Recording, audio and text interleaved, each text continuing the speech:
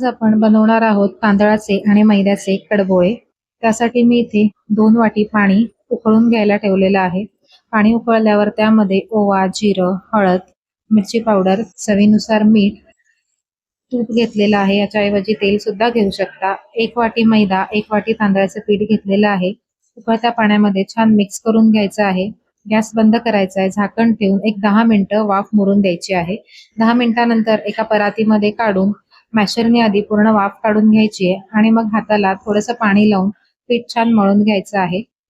पीठ मळून झाल्यानंतर तुम्हाला हव्या असलेल्या आकारामध्ये हे कडबोळे वळायला सुरुवात करायची आहे। थोडं थोडं पीठ घेऊन असे कडबोळे हे आपल्याला वळून घ्यायचे आहेत। तुम्हाला आवडीच्या शेपमध्ये तुम्ही हे बनवून घेऊ शकता। हाय टू मीडियम फ्लेम वरती हे कडबोळे छान गोल्डन रंगावरती तळून घ्यायचे आहेत।